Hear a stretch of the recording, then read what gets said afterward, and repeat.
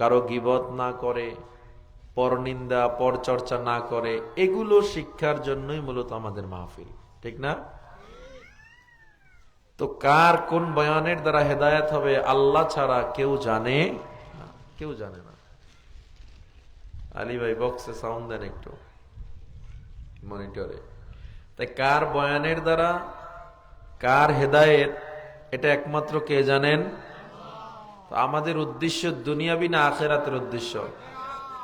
সবাই বলেন। আখিরাতের উদ্দেশ্য যদি হয়, আমরা 3 দিন আল্লাহর জন্য কোরবানি করতে পারবো ইনশাআল্লাহ। আমরা যেই উদ্দেশ্য নিয়ে এখানে বসেছি, মহান সৃষ্টিকর্তা আল্লাহ আমাদেরকে সৃষ্টি করেছেন, এই সৃষ্টির পিছনে আল্লাহর একটা উদ্দেশ্য আছে না নাই? আল্লাহ আমাদের অনর্থক বানান নাই, আল্লাহ কোনো জিনিস বেহুদা বানান নাই। আল্লাহ যত জিনিস নিজ গুণে তৈরি করেছেন, এর মধ্যে সবচেয়ে দামি, সবচেয়ে সম্মানিত, সবচেয়ে সুন্দর, সবচেয়ে পরিমার্জিত যেই বস্তুটাকে আল্লাহ বানিয়েছেন, সেই বস্তুর নাম হলো ইনসান বা মানুষ। এজন্য আল্লাহ তাআলা বলেন, মিনহা খালাকনাকুম ওয়া ফিহা নুঈদুকুম ওয়া মিনহা নুখরিজুকুম তারাতান উখরা। মিনহা খালাকনাকুম ওয়া ফিহা নুঈদুকুম ওয়া মিনহা নুখরিজুকুম তারাতান উখরা। আল্লাহ বলে, বান্দা আমি তোমাদের সৃষ্টি করলাম, মাটির থেকে আমি আল্লাহ তোমারে বানাইলাম। ওয়া ফিহা নুঈদুকুম, আবার আমি আল্লাহ তোমারে সেই মাটির গর্ভে নিয়ে যাব। ওয়া মিনহা নুখরিজুকুম, আবার আমি আল্লাহ তোমারে মাটির গর্ভ থেকে উঠাবো। তারাতান উখরা, শেষবারের মতো বা দ্বিতীয়বারের মতো আমি আল্লাহ তোমায় উঠাবো। মানুষ সৃষ্টির পিছনে আমার আল্লাহ কতগুলো কারণ বর্ণনা করেছেন, তার মধ্যে 1 নাম্বার, ওয়ামা খালাকতুল জিন্না ওয়াল ইনসা ইল্লা লিয়াবুদুন। মা খালাকতুল জিন্না ওয়াল ইনসা বিখাব, जुज़ इबादत निस्त मक़सूद अज़्ज़हार के दारद आमिले सल्लु मुदम आतिशे दोज़ख शबद बरवे हराम। আল্লাহ বলে, বান্দা আমি আল্লাহ তোমায় মাটি থেকে বানাইলাম। কেমনে আমি আল্লাহ বানাইছি? 5 জগৎ আমি আল্লাহ তোমায় অতিক্রম করাবো। 5 জগতের মধ্যে আমি আল্লাহ 1 নাম্বার তোমায় রূহ জগতে সৃষ্টি করলাম। আমি আল্লাহ তোমায় রূহ জগতে সৃষ্টি করার পর প্রশ্ন করলাম, আলাস্তু বিরাব্বিকুম, আমি কি তোমাদের প্রভু নই? ক্বালু বালা, সবাই বলছে হ্যাঁ আল্লাহ আপনি আমাদের প্রভু। আমার আল্লাহ তাআলা সব মানুষগুলোর কথা স্বীকারোক্তি পেয়ে আল্লাহ তাআলা দুনিয়ায় পাঠিয়ে দিলেন।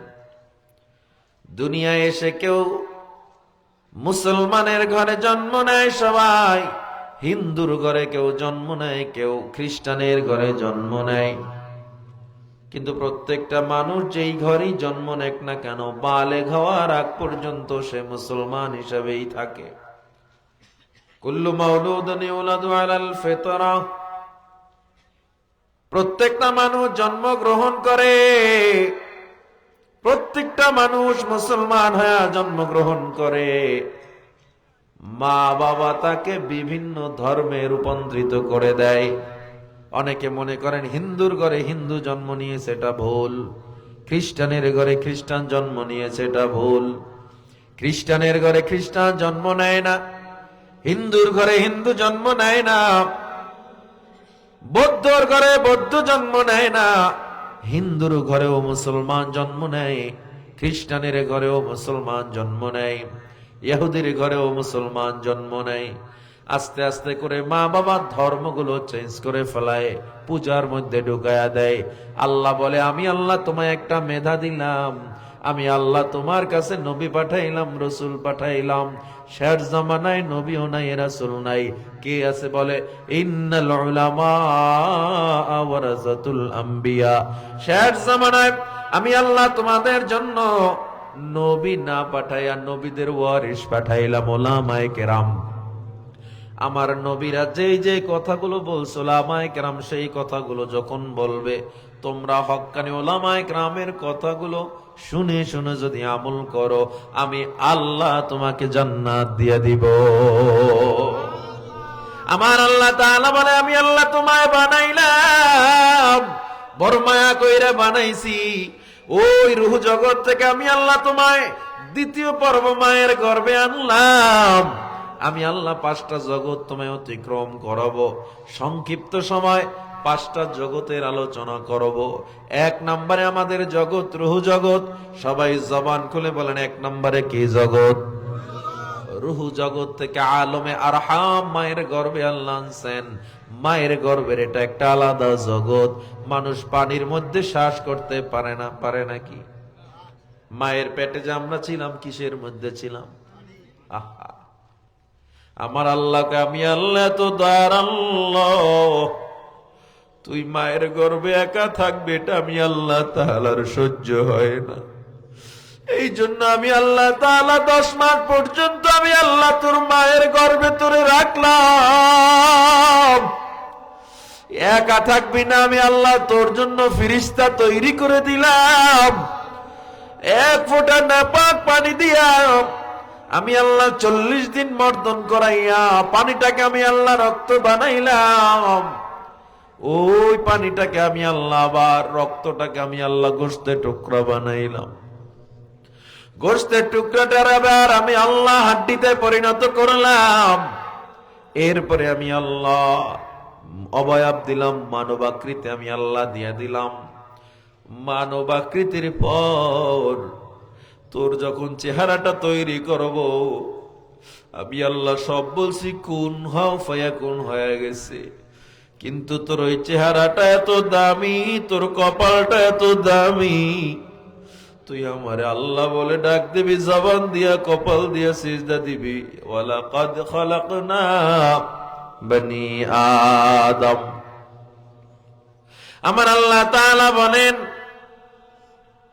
এ বান্দা, আমি আল্লাহ সব বানাইয়া তোর চেহারাটা আমি আল্লাহ নিজ কুদরতি হাত দিয়া বানাইলাম। এবার আমি আল্লাহ তোর মধ্যে রূহ ফুঁকে দিলাম। আমি আল্লাহ তাআলা রূহ দেওয়ার পর তুই যখন নড়াচড়া শুরু করছো, তোর এবার খাবারের প্রয়োজন। কি খাবি? তোর মায়ের নাপাক রক্ত আমি আল্লাহ খাবার বানাইছি।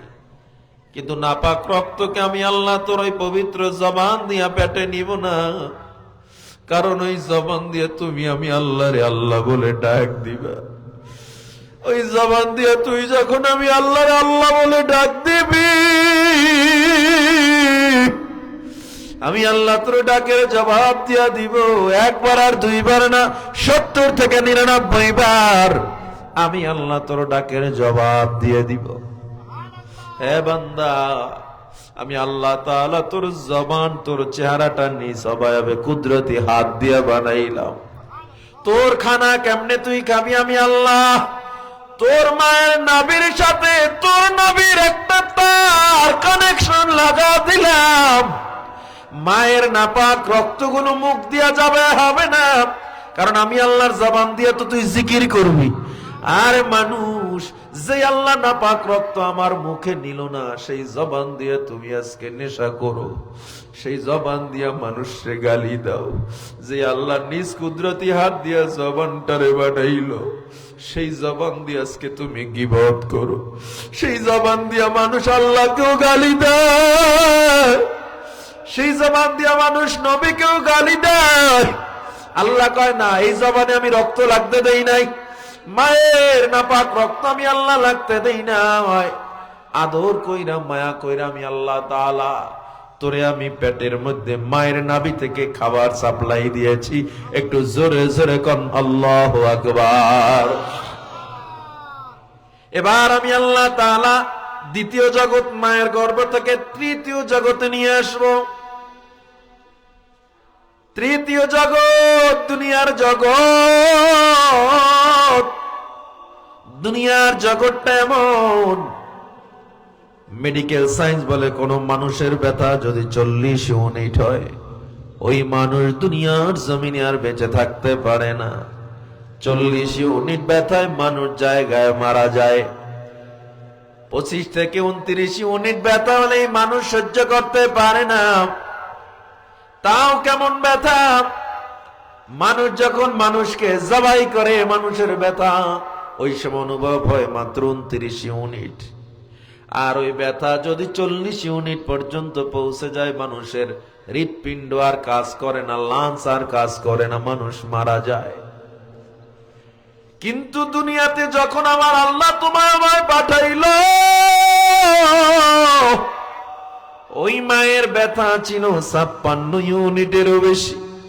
40 ইউনিট ব্যথায় মানুষ মারা যায়, 56 ইউনিট ব্যথা মা সহ্য করলো, এরপরও মা মারা গেল না। ও মুসলমান, আমায় জবাব দেন, মা যে 40 ইউনিট ব্যথায় মারা যাওয়ার কথা, 56 ইউনিট ব্যথায়ও মারা যায় নাই। ও মুসলমান জবাব দেন, এই মাকে বাঁচায় রাখলো, সন্তানকে বাঁচায় রাখলো কে? আমার আল্লাহ তাআলা ডাক দিয়া কয়, ও গোলাম, তোর মাকে আমি আল্লাহ অন্তরে এমন একটা দয়ার থার্মোমিটার লাগা দিলাম, তোর বাবার অন্তরে তোর জন্য এমন একটা থার্মোমিটার লাগা দিলাম, তোর মা দুনিয়া আসার পর এত ব্যথা সহ্য করে মায়ের উচিত ছিল মেডিকেল সায়েন্স বলে গলা টিপে মেরে সন্তানকে ছুঁড়ে ফেলে দিবে। তুই আমার এত কষ্ট দিস না, তোরে আর আমি রাখবো না। মা এরকম বারবার বারবার বারবার মাকে যদি সন্তান দেওয়া হয়, মা তাকে ছুঁড়ে ফেলবে। কিন্তু মেডিকেল সায়েন্স বলে আমরা বুঝি না কি এক অদৃশ্য মায়া মায়ের অন্তরে, সন্তানের চেহারার দিকে তাকাইয়া মা যেন নিমিষেই সব ব্যথা ভুলে যায়। সুবহানাল্লাহ। জীবনের মূল কষ্ট মায়ের প্রসব বেদনায়, 7 আসমান 7 জমিন তখন মায়েরই মাথায়। আমার সুন্দর মুখ দেখে মায়ের, আমার সুন্দর মুখ দেখে মায়ের ব্যথা যায় সব হাসায়া। ও আমার প্রাণের মা, মা গো মা, কোথায় গেলে মোরে ছাড়িয়া, জনম দুঃখী এতিম আমি, চায় না কেহ ফিরিয়া। মায়ের অন্তরে আল্লাহ এত দয়া সৃষ্টি করে দিলেন, বাবার অন্তরে আল্লাহ সন্তানের জন্য এমন মায়া সৃষ্টি করে দিলেন। আমার আল্লাহ ডাক দিয়া কয়, গোলাম, আমি আল্লাহ মায়াকে 100 ভাগ করছি।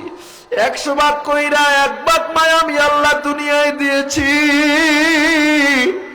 1 ভাগ মায়ার কারণে 56 ইউনিট ব্যথা সহ্য করে মা সন্তানকে ফালায়া দেয় না।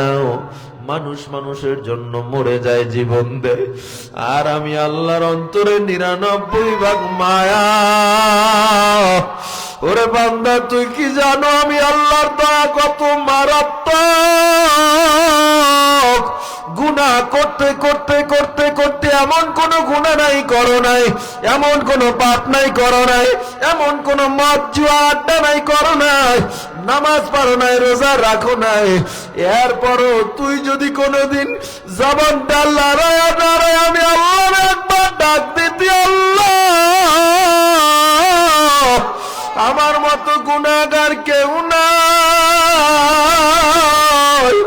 আমার মতো নাফরমান কেউ নাই, আমার মতো বেহায়া কেউ নাই, আমার মতো অসহায় কেউ নাই। ও আল্লাহ, গুনাহ করতে করতে করতে করতে জীবনটারে নাপাক করে ফেলেছি। আমার আল্লাহকে যদি আল্লাহ বলে ডাক দাও, আল্লাহ তাআলা 70,000 নূরের পর্দা সরাইয়া আমার আল্লাহ ডাক দিবে, আয় আয় আয়। ও বান্দা, আমি আল্লাহ তোর জন্য আমার মায়ার দরজা খুলে রাখলাম। আমারে যদি তুই ডাক দাও আর যদি তওবা করো, আমি আল্লাহ তোর জীবনের সব গুনাহ ক্ষমা করে দিব। এ জীবনে না করিলাম বন্দেগী, গুনাহ করে কাটাইলাম জিন্দেগি, গুনাহ করে কাটাইলাম জিন্দেগি। তওবা করে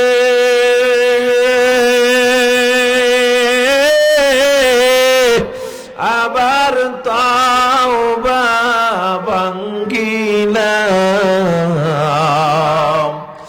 অবশেষে খাঁটি তওবা করিলাম। আমার আল্লাহ তাআলা ডাক দিয়ে বলে, বান্দা, আমি আল্লাহ 99 ভাগ মায়া আমার অন্তরে, আমার কুদরতি অন্তরে রেখে দিলাম। আমি আল্লাহ তাআলা এরপরে দুনিয়ায় তোরে আনার পর একটা পশু পাখি গরু ছাগল নিজের খাবার নিজে তালাশে ব্যস্ত হয়ে পড়ে। তুই এত দুর্বল, দাঁড়াইতেও পারো না, কথা বলতেও পারো না। তুই তো কথা বলতে পারো না, কান্না ছাড়া তোর কোনো ভাষা নাই। তোর খাবার কি হবে তোর টেনশন না, আমি আল্লাহর টেনশন। আমি আল্লাহ তোর জন্য তোর মায়ের বুকে খাবার তৈরি করে দিলাম, এমন খাবার বানাইলাম গোটা পৃথিবীর যত ল্যাকটোজেন আর যত খাবার হোক না কেন, মায়ের খাবারের, মায়ের দুধের কোনো বিকল্প নাই সন্তানের জন্য। আমি আল্লাহ তাআলা তোর মায়ের জন্য, তোর জন্য তোর মায়ের বুকে খাবার বানায়া দিলাম, এমন এক ফ্লাক্সের ব্যবস্থা করে দিলাম। ওই খাবার বেশি গরমও না, তোর মুখ পাতলা নরম, তোর মুখ পুড়ে যাবে, আবার বেশি ঠান্ডাও না, তোর ঠান্ডা লেগে যাবে। মেডিকেল সায়েন্স বলে মায়ের দুধকে আল্লাহ সন্তানের জন্য এমন পারফেক্ট বানাইছেন, দুনিয়ার কোন মানুষ এভাবে পারফেক্ট করে পুষ্টিগুণ এবং অন্য অন্য উপাদান দিয়া তৈরি করতে পারবে না। বেশি ঠান্ডাও না, গরমও না, ঘনও না, পাতলাও না। সন্তানের উপযোগী খাবার কে বানাইছে? আল্লাহ। জোরে বলেন, কে বানাইছে? আল্লাহ তাআলা বলে, এরপরে আমি আল্লাহ তাআলা তোর যখন খাবার চলতে লাগলো, ছোট ছোট দাঁত ওঠা শুরু করলো, বান্দা, এ বান্দা, তুই এবার ভাত খাবি, কথাও বলতে পারো না, আদো আদো গলায় মা বাবার সাথে কথা বলো, বাবাকে ঠিক মতো ডাক দিতে পারো না, ভাঙা ভাঙা গলায় আদো আদো অর্ধেক অর্ধেক ডাক দাও। ওই সময় তোর বাবা যতটুকু না খুশি হয়, ওই মাকে ডাক দিলে মা যতটুকু না খুশি হয়। আমি আল্লাহর যখন আল্লাহ বলে ডাক দাও, এর চেয়ে আমি কোটি কোটি গুণ বেশি খুশি হয়ে যাই। ও বান্দা, এরপরে তোর ভাত খাওয়ার বয়স হয়ে গেল, অল্প অল্প করে ভাত খাবি। কি দিয়া খাবি? শুধু ভাত মজা লাগবে না, শুধু চাল মজা লাগে না, চালটাকে আমি আল্লাহ মডিফাই করে আবার কয়েক ধরনের চাল বানায়া দিলাম। এক এক চালের মধ্যে আমি আল্লাহ এক এক ধরনের মজা সৃষ্টি করে দিলাম। হে বান্দা, তুই ভাত শুধু শুধু মজা লাগবে না, কি দিয়া খাবি? আমি আল্লাহ তাআলা তোর জন্য ওই নদীতে তাকা দেখ কত ধরনের মাছ বানায়া দিলাম, কত ধরনের খেতে সবজি বানায়া দিলাম। শুধু মাছের দিকে তাকা, ওই মাছটাকে আমি আল্লাহ তোর জন্য বানাইছি। মাছের মধ্যে কত ধরনের মজা, মাথায় এক মজা, লেঞ্জায় আলাদা মজা। আবার বান্দা ওই মাছের পেটের মধ্যে আলাদা মজা, ডিমের মধ্যে আলাদা মজা। একটা মাছের মধ্যে আমার আল্লাহ তাআলা ওই ডিমের মধ্যে এক মজা, লেঞ্জা এক রকমের মজা, মাথায় এক রকমের মজা, তৈলে ভাজি করলে এক মজা, আলাদা রান্না করলে আলাদা মজা। একটা মাছের মধ্যে এত ধরনের মজার কারিগর কে? জোরে ডাক দেন কে? একটু অন্তর খুলে মায়া ভরে ডাক দেন আল্লাহ, আর মায়া করে ডাক দেন আল্লাহ। অন্তরটাকে আল্লাহর দিকে ঘুরে একটু ডাক দেন আল্লাহ, আর মায়া করে জোরে ডাক দেন আল্লাহ। এই যে আল্লাহরে ডাকতেছে আমার আল্লাহ, কত খুশি হয়ে যায়। আল্লাহ বলে আমারে যে ডাক দিয়ে খুশি করে, আমি আল্লাহ দুনিয়া আখেরাতে তারে খুশি বানায়া দিব। জোরে কোন সুবহানাল্লাহ। আমার আল্লাহ তাআলা বলে তোর জন্য আমি নিয়ামতগুলা বানাইলাম। সকালবেলা আমি আল্লাহ পূর্ব আকাশে সূর্যটাকে তোর জন্য উদিত করছি। ওই পূর্ব আকাশ থেকে সূর্যটা ওঠে, আমি আল্লাহর কোনো কাজে সূর্য লাগে না। এই পৃথিবী সৃষ্টির আরো কত কোটি বিলিয়ন বছর আগে আল্লাহ সূর্য বানাইছেন। বিজ্ঞান আবিষ্কার করেছে পৃথিবী সৃষ্টির কোটি কোটি বছর আগে আল্লাহ সূর্যটাকে বানাইছেন। এই কোটি বিলিয়ন কোটি বছর আগে আইসা পৃথিবী আল্লাহ যখন বানাইলেন সূর্যের পরে, বিজ্ঞান বলে অবাক, মনে হয় যেন এই পৃথিবীটা যে বানাইছে আল্লাহ, সূর্যটা মনে হয় যেন আগেই পৃথিবীর মানুষের জন্য আল্লাহ উপযুক্ত বানায়া রাখছে। কারণ সকালবেলা ভিটামিন ডি সাপ্লাই দেয় আল্লাহ তাআলা। সকাল 9টা পর্যন্ত যে রোদটা উঠে 8 মিনিট 40 সেকেন্ড সময় লাগে সূর্যের আলো পৃথিবীতে আসতে আসতে। এই 8 মিনিট 40 সেকেন্ড যে সময় লাগে, এর মধ্যে ভেদ করে মেঘের ভিতরে যে সূর্যের আলো লাগে, মেঘের পানিটায় ভিটামিন ছড়ায়া যায়। ওই মেঘটা যেখানে বৃষ্টি দেয়, ওই সূর্যের ভিটামিনের বৃষ্টিতে গাছের উপরে যখন পানিটা পড়ে, গাছের পাওয়ার বেড়ে যায়। মাটির উপরে মেঘের পানিটা পড়ে, মাটির পাওয়ার বেড়ে যায়। এ বান্দা, ওই সূর্যের রশ্মির মাধ্যমে আমি আল্লাহ যখন জমিনে তাপটা পড়ে, এই জমিনের নিচে আমি আল্লাহ গ্যাস তৈরি করেছি, এলপি গ্যাস। মিথুন আলী আল্লাহ তাআলা সূর্যের তাপ সারা পৃথিবীর কোন শক্তি গ্যাস উত্তোলন করতে পারবে না। মাটির উপরে যখন সূর্যের তাপ লাগে, ভিতরের গ্যাসগুলো নড়াচড়া শুরু করে দেয়, পাইপ দিয়া মানুষ উঠাতে পারে। সূর্য যদি পৃথিবীতে 1 মাস না উঠে, কোনো মানুষ গ্যাস পাবে না। এই যে সূর্যের মাধ্যমে আমার আল্লাহ আমাদেরকে এত এত বড় নিয়ামত দিলেন। আপনার গাছে যদি রোদ না লাগে, গাছ ভালো হবে না। আপনার সবজিতে রোদ না লাগলে ভালো হবে না। আবার আল্লাহ কয়, তুই মনে করছো কেঁচো বানাইছে আমি আল্লাহ বেহুদা কেঁচো? না না, এই মাটির মধ্যে কেঁচো না দিলে মাটি সার হইতো না।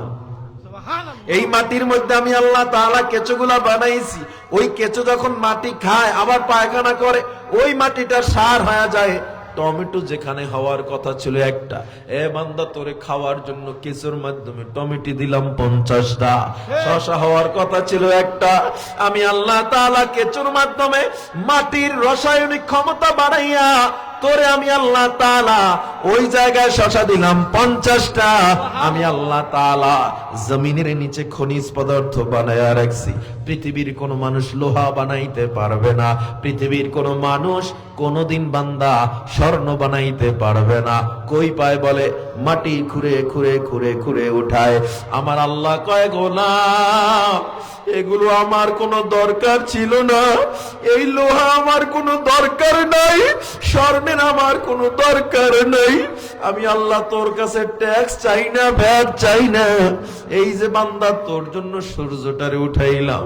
সূর্যটারে অস্ত দিয়ে আবার যখন পূর্ণিমার চাঁদের আলো উঠাই, পূর্ণিমার আলোক রশ্মিতে যখন গোটা পৃথিবীটা আলো হয়ে যায়, ওই আলোর মধ্যে আমি আল্লাহ এমন এক গুণ উপাদান দিয়ে রাখছি যে আলোতে তোর রাতের তরমুজগুলো মিষ্টান্ন হয়ে যায়, তোর রাতের শশায় স্বাদ বেড়ে যায়, টমেটোতে আমি আল্লাহ স্বাদ বাড়ায়া দেই। ওই মিষ্টি আলো দ্বারা আমি আল্লাহ তাআলা তোর খাবারের মধ্যে মডিফাই করে মায়ার কারণে আমি আল্লাহ স্বাদ বাড়ায়া দিলাম। এরে বান্দা, আমি আল্লাহর কোনো উদ্দেশ্য না, আমি আল্লাহ তাআলা চাইছি তুই শুধু আমায় একটু সিজদা দিবি। কপালটারে ঢাকা যখন আমি আল্লাহর আল্লাহু আকবার বলে সিজদা দিবি, আমি আল্লাহর কোনো আর কষ্ট নাই, কুদরতি অন্তরটা আমি আল্লাহ ঠান্ডা হয়ে যাবে। এ বান্দা, তোরে আমি আল্লাহ বুঝাইলাম, আলেম দিয়া, মাহফিল দিয়া বুঝাইলাম, বড় বড় মহাসম্মেলন দিয়া তোরে ডাকলাম আমার পথে, আমি বারবার বুঝাইলাম, দেখ তুই যদি আমল না করো, নামাজ না পারো, সেই আল্লাহ এত দয়া করছে, ওই আল্লাহ কিন্তু কবরে মারাত্মক ভয়ঙ্কর, ওই আল্লাহ কিন্তু কিয়ামতে মারাত্মক ভয়ঙ্কর। আল্লাহ কয় তোরে যেই মাটি দিয়া বানাইছি, দয়া কইরা বানাইছি, আবার আমি আল্লাহ তোরে নিয়ে যাব, আবার আমি আল্লাহ তোরে নিয়ে যাওয়ার আগে যে মায়াগুলো করছি, এটা আমার রহমান নামের মায়া। আমি আল্লাহ যেমন রহমান, আমি আল্লাহর কিন্তু আরেকটা নাম কহ্হার। আমি আল্লাহ যত মায়াবী, আমি আল্লাহর রাগ তত ভয়ঙ্কর।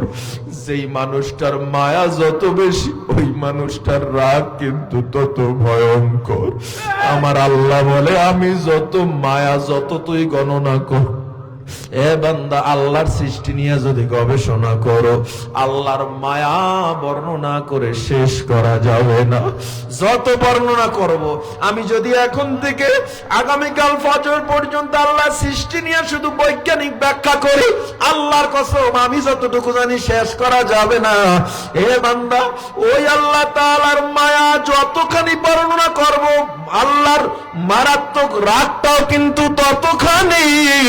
আমার আল্লাহ কয়, আমারে মানলি না, আমি আল্লাহ মাহফিল ময়দানে তোরে ডাকলাম, তাবলীগ ওয়ালা দিয়া বুঝাইলাম, ওয়াজ মাহফিল দিয়া বুঝাইলাম, বড় বড় আল্লাহ ওয়ালাদের মাহফিল দিয়া তোরে ডাকলাম, পীর মাশায়েখদের মাধ্যমে ডাকলাম, এরপর তুই আমারে মানলি না, আমারে সিজদা দিলি না। আজ আমি আল্লাহ তাআলা দেখবো তোর কত পাওয়ার। ওয়াফিহা নুইদুকুম, আমি আল্লাহ তোরে আবার মাটির গর্ভে নিয়ে আসবো, এখন দেখবো তোর পাওয়ার কত বড়।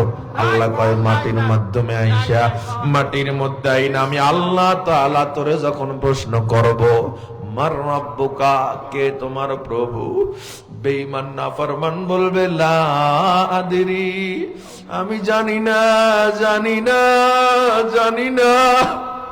ও আল্লাহ, আপনি আমাদের সওয়ালের জবাবগুলো আসান করে দেন।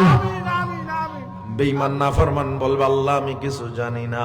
বেঈমান নাফরমান বলবে, জানি না। ওয়ামা দীনুকা, কি তোমার ধর্ম, বলে জানি না। ওয়ামান হাদার রাসূল, এই ব্যক্তিকে অর্থাৎ তোমার নবীকে। মানুষ বলবে, আমি জানি না। আর যারা নামাজি, যারা ঈমানদার, যারা সুদ খায় নাই, ঘুষ খায় নাই, হারাম খায় নাই, অন্যায় করে নাই, বেপরদায় চলে নাই, মানুষগুলো ডাক দিয়ে বলবে, রব্বুনাল্লাহ, আমার প্রভু আমার আল্লাহ, আমার প্রভু আমার আল্লাহ, আমার নবী মুহাম্মদুর রাসূলুল্লাহ সাল্লাল্লাহু আলাইহি ওয়াসাল্লাম, আমার দিন হলো, ধর্ম হলো ইসলাম। আল্লাহ তাআলা বলবেন, আল্লাহ তাআলার বান্দা যখন কবরের মধ্যে চলে যাবে, কবরের মধ্যে যাওয়ার পর হঠাৎ করে যখন মানুষ মৃত্যুর পর সজাগ হয়ে যাবে, এই দুনিয়ার মতো যারা আজকে ঘুমাইছেন, ঘুমের মধ্যে কোনো কিছু যেমন মনে ছিল না, আবার সজাগ হইছেন, মনে আসছে, মৃত্যু একটা ঘুমের মতো। হঠাৎ করে ঘুমের মতো রুহুটা চলে যাবে, আবার কবরে যাওয়ার সাথে সাথে রুহুটা আল্লাহ তাআলা যখন ছেড়ে দিবে, বান্দা তখন সজাগ হয়ে দেখবে অন্ধকার। মানুষ ভয়ে একটা চিৎকার মারবে, ওই চিৎকার দুনিয়ার এত বিকট হবে, দুনিয়ার মানুষ, জিন ছাড়া সব পশু পাখিরা চিৎকারটা শুনতে পায়। চিৎকার মেরে ডাইনে হাত দিয়া দেখে মাটি, বামে হাত দিয়া দেখে মাটি, উপরে হাত দিয়া দেখে বাঁশের চালনি। তখন ডাক দিয়া বলে, তোরা আমারে কই রাখছো? আর এখানে তো আমি আলো পাইতেছি না। হঠাৎ করে দেখবে একটা আলোর নূর উঠতেছে, নূরটা দেখে বান্দা অবাক হয়ে যাবে। কিসের নূর? তখন গায়েব থেকে আওয়াজ আসবে, হাদা আমালুকা, এই নূর হলো তোমার নেক আমল। তোমার কবরে আলো দেওয়ার জন্য তোমার নামাজগুলো চলে আসছে, তোমার কবরে আলো দেওয়ার জন্য তোমার রোজাগুলো তোমার সাপোর্টে দাঁড়ায় গেছে। তুমি যে মানুষকে কষ্ট দাও না, আঘাত করো না, অন্যায় করো না, এগুলো তোমার নূর। আল্লাহু আকবার। এবার আল্লাহ তাআলা বলবে, এখনো বান্দা আমার এই মায়ার বান্দাটারে কেন মাটির বিছানায় রাখছো? তাড়াতাড়ি আমার বান্দারে তাড়াতাড়ি জান্নাতের বিছানা দিয়ে দে। ফেরেশতারা জান্নাতের বিছানা যখন বিছায়া দিবে, বান্দা বালিশে হেলান দিবে। হেলান দেওয়ার পর দেখবে মাথার থেকে নূর আসতেছে, আলো আসতেছে। এই বান্দা বলবে, এই আলোটা আবার কিসের? তখন গায়েব থেকে বলবে, এটা তোমার কোরআন তেলাওয়াত। দুনিয়ায় বৈশা কোরআন তেলাওয়াত করছো, কোরআনের মা করছো। আমার আল্লাহ তাআলা এটা বেহুদা করেন নাই। আল্লাহ এটা তোমার এখন ডান দিক থেকে আল্লাহ সেফটি দিবে, বাম দিক থেকে সেফটি দিবে, পিছন থেকে সামনের দিক থেকে জাহান্নাম আসতে পারবে না। হঠাৎ করে আল্লাহ বলবে, ওর কবরটারে খুলে দাও। কবর যখন খুলে দেওয়া হবে, বান্দা তাকায় দেখবে দূরে জাহান্নামের আগুন জ্বলতেছে। বান্দা ভয় পেয়ে যাবে, আল্লাহ আমি বুঝি জাহান্নামে চলে যাব। আল্লাহ বলবে, উনজুর হাদা তানিয়াল মাররা, ও আমার বান্দা ওই দ্বিতীয় দিকে তাকা, বাম দিকে তাকা, দেখ জাহান্নাম। ডান দিকে তাকা, দেখ জান্নাত। ওই জাহান্নামটা তোর জন্য নির্ধারণ ছিল, কিন্তু তুই আমাকে এত খুশি বানাইছ, তুই নামাজ পড়ছ, রোজা রাখছ, অন্যায় করো নাই। হাদা বাদালুকা মিনাল জাহান্নাম, এই জাহান্নামের বদল কইরা আমি তোরে ডান পাশের জান্নাতটা দিয়ে দিছি। জোরে জোরে কোন সুবহানাল্লাহ। তখন বান্দা জান্নাত দেইখা, জান্নাতের অবস্থা দেইখা বান্দা পাগলের মতো হয়ে যাবে। আল্লাহ এত সুন্দর জান্নাত। দেখতে দেখতে দেখতে দেখতে দেখতে দেখতে বান্দার নেশা চলে আসবে, মায়ার নেশা, পবিত্র নেশা, মাথা ঘুরাইতে থাকবে। এত সুন্দর সুন্দর করতে করতে বান্দা কবরে ঘুমায়া যাবে। ঘুমানোর পর হঠাৎ সজাগ হয়ে দেখবে কিয়ামতের ময়দানে বান্দা হাজির হয়ে গেছে। আর বেঈমান নাফরমান দেখবে, আরে আমার কবরের রাত পার হয় না, কবরে একটা না, দুইটা না, 99টা সাপ। ওই সাপের কামড় সহ্য করা যাবে না। খোরাসানের উটের মতো এক একটা বড় বড় সাপ। তিরমিজি শরীফে হাদিসে আসছে, সাপগুলো যদি দুনিয়ায় একবার শ্বাস করত, গোটা দুনিয়ার মানুষ বিষাক্ত হয়ে মারা যাইত, পশু পাখি বিষাক্ত হয়ে মারা যাইত।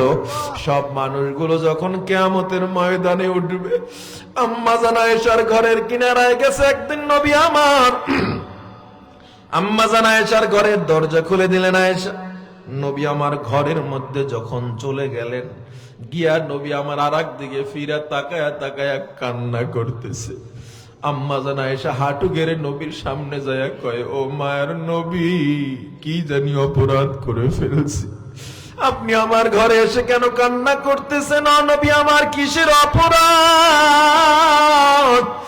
আমার নবী ডাক দিয়া কয়, আয়েশা তোমার কোনো অপরাধ নাই, আমি কান্না করি আমার উম্মতের জন্য।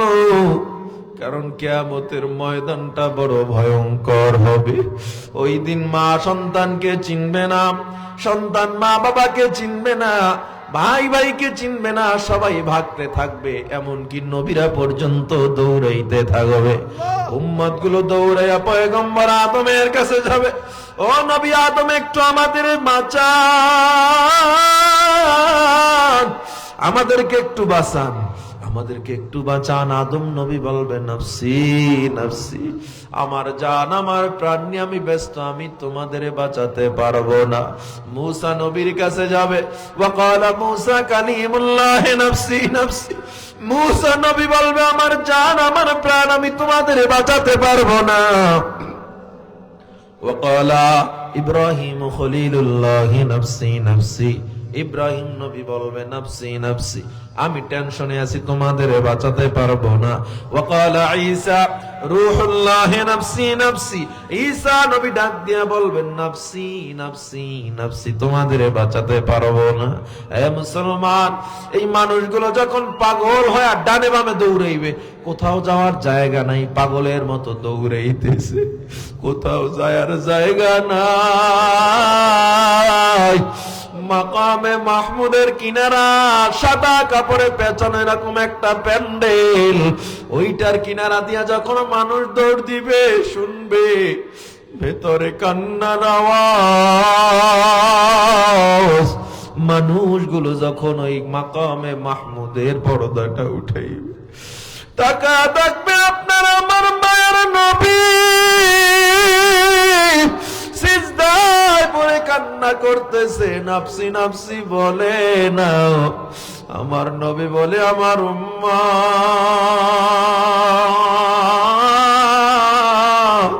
ও আল্লাহ আমার উম্মাত গুলোরে মাফ করে দাও। মানুষগুলো যখন দৌড়াইবে, আমার নবী বলবে তোমরা কেন কান্না করো?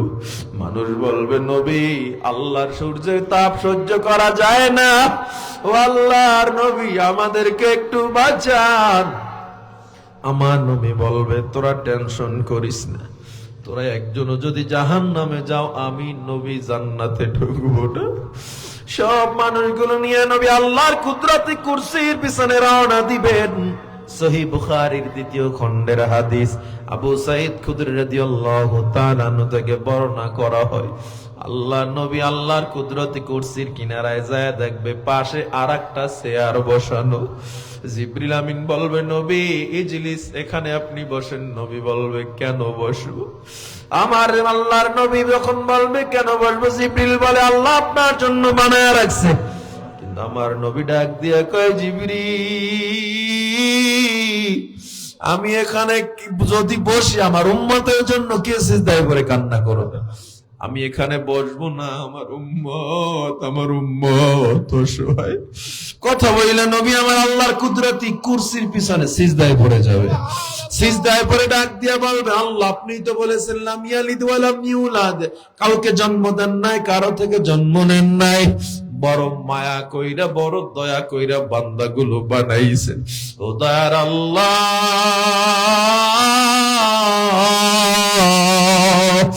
আজ আমার উম্মত গুলোরে বাঁচান বাঁচান।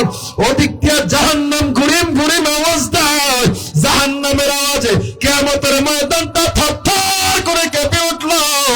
আল্লাহর নবী সিজদায় পড়ে কান্দে, জিবরিল আমিন পর্যন্ত সিজদায় পড়ে ডাক দিছো আল্লাহ জাহান্নামকে ফিরান।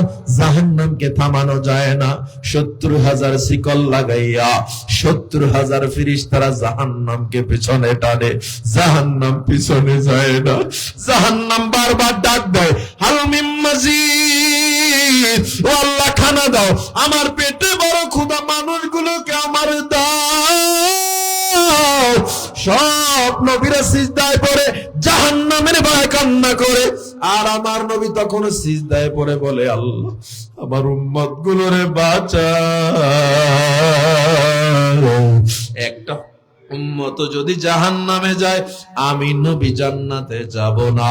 আমার আল্লাহ তাআলা বলবেন ইরফা রাসাকা ইয়া হাবিবার রহমান, ও নবী আপনার মাথাটা উঠান।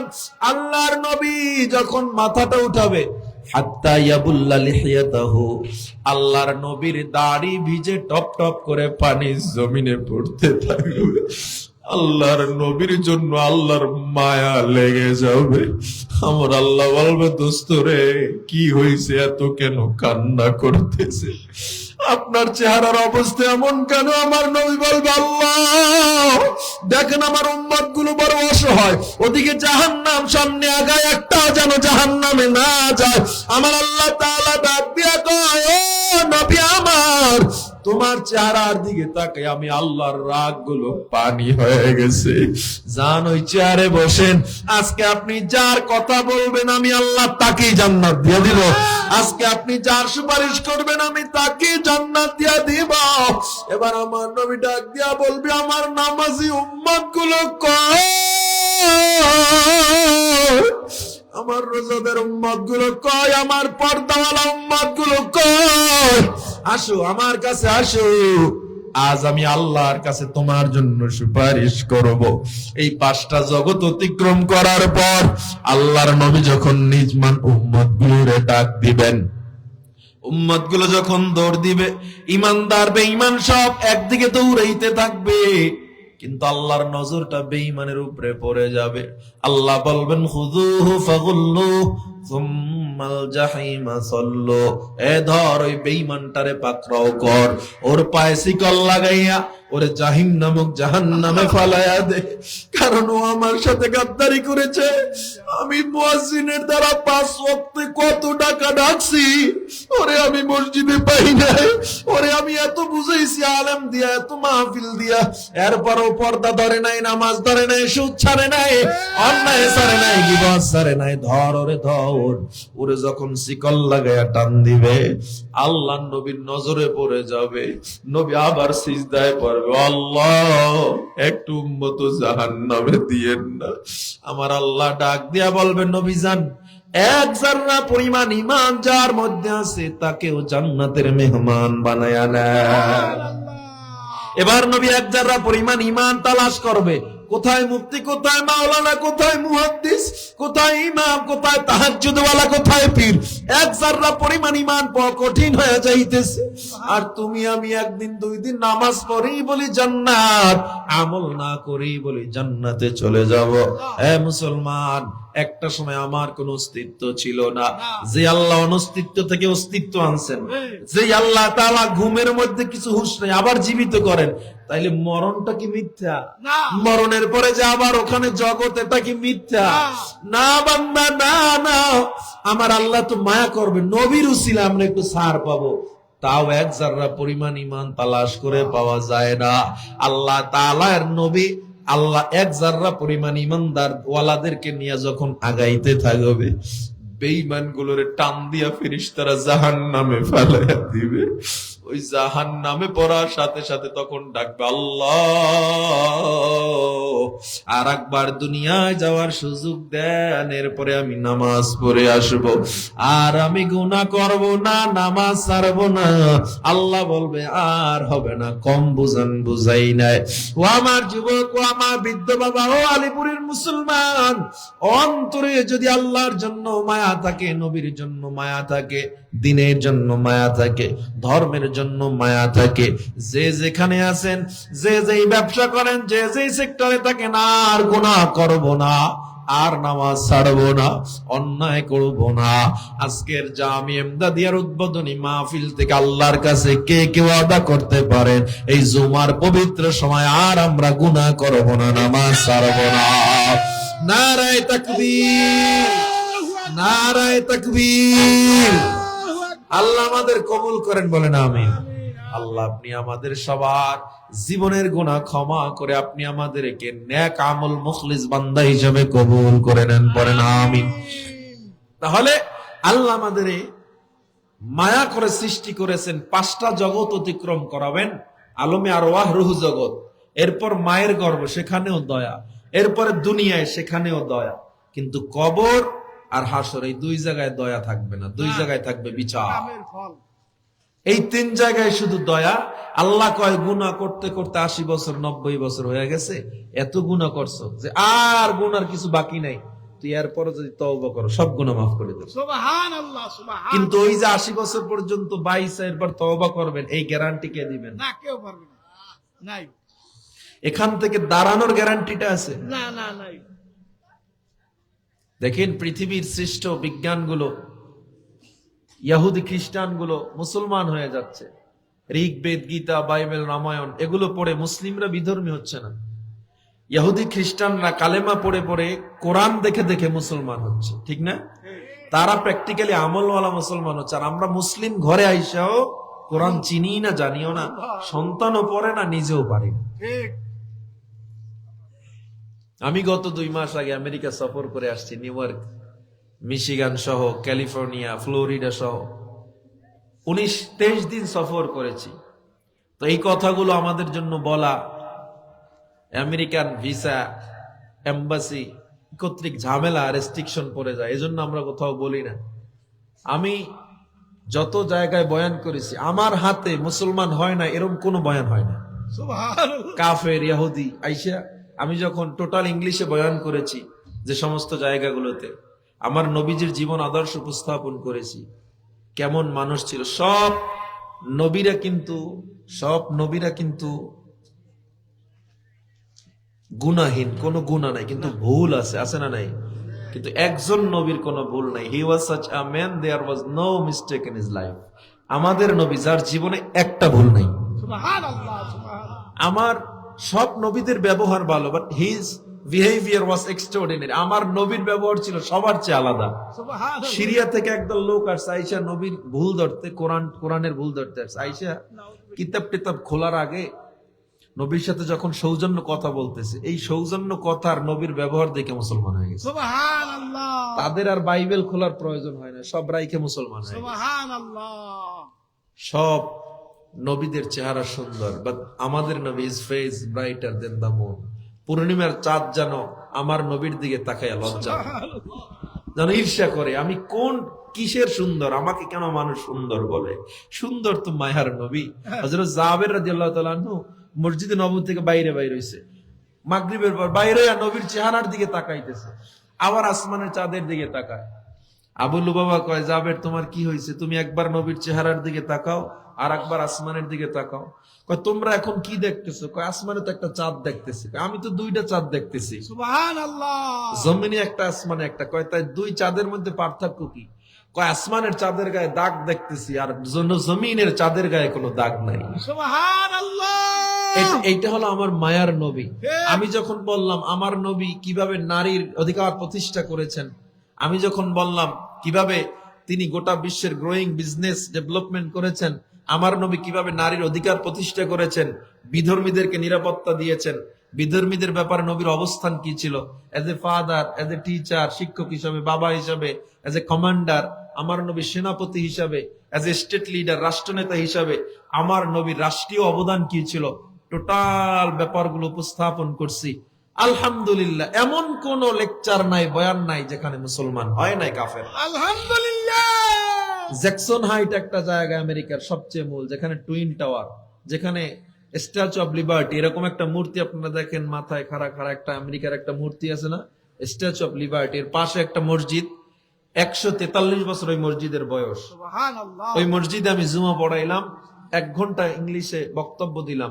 ওইখানে তুরস্ক, বেলজিয়াম, মেক্সিকো, কানাডা, বিভিন্ন রাষ্ট্রের লোক ছিল। এবং প্রত্যেক জুমায় এই মসজিদের বাহির পাশে একটা জায়গা আছে, মসজিদের অন্তর্ভুক্ত না, ওখানে বিধর্মীরা এসে বয়ান শোনে। যারা মনে করে না বয়ান পারফেক্ট এবং আমার জন্য সমস্যাগুলো সমাধান মনে হয়েছে, তারা ওই মসজিদে এসে মুসলমান হয়ে যায়। সুবহানাল্লাহ। আমি জ্যাকসন হাইটে বয়ান করছি আপনাদের দোয়ায়, সেখানেও আমার হাতে 8 জন মুসলমান হয়েছে। সুবহানাল্লাহ। তাহলে আমি শুধু এতটুকু চিন্তা করছি, আমার খেদমত তো এত বড় ছিল না, মাত্র 20 দিনের একটা সফর।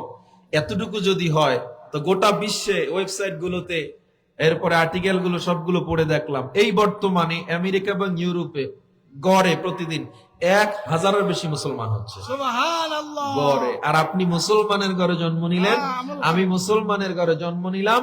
তারা ইহুদি খ্রিস্টান মুসলমান হয়ে আমল করে কোথায় চলে যায়, আর আমরা মুসলমান হয়ে কোথায় যাচ্ছি। ঠিক। শুধু এতটুকু বোঝানোর জন্য কথাগুলো বললাম।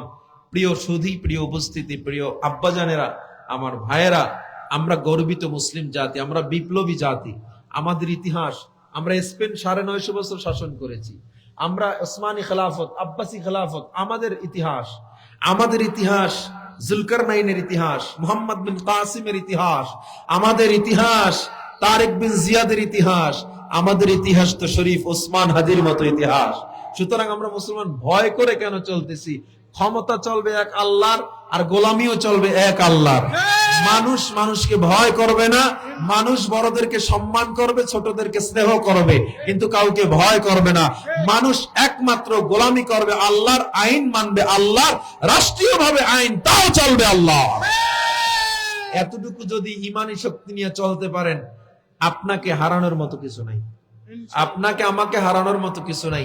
মুসলিম জাতি এখনো খ্রিস্টান ইহুদিরে দেখলে চিন্তা করে, আরে এরা তো সেই জাতি যারা মুতার যুদ্ধে মাত্র 3000 2 লাখ রোমান সৈন্যকে পরাজিত করেছিল। ঠিক। এরা তো সেই জাতি যারা অহুদের ময়দানে মুসলমান, অল্প কয়টা মুসলমান এক পর্যায়ে বিজয় ছিনিয়ে এনেছিল।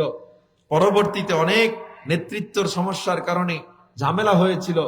এরা তো সেই জাতি যারা বদরের ময়দানে 313 জন মিলে 1000 কাফেরকে পরাজিত করেছিল। ঠিক। এদের ইতিহাস তো খন্দকের ইতিহাস, খায়বারের ইতিহাস। ঠিক। এদের ইতিহাসগুলো তারা পড়ে, আর আপনি আমি ইতিহাসও জানি না, কোরআনও জানি না, সন্তানকেও পড়াই না, নিজেও পড়ি না। নিজে পারেন না, সন্তানটাকে পড়ান যায় না। ইনশাআল্লাহ। এই আপনি মনে করেন কোরআন পড়ে আমরা জাগতিক কিছু বুঝি না, এটা মনে করেন? না, না। Cosmology, astrology, biology, geology, physics, পদার্থবিজ্ঞান, মহাকাশের কথা, এমন কোন জ্ঞান নাই আল্লাহ কোরআনে দেন নাই।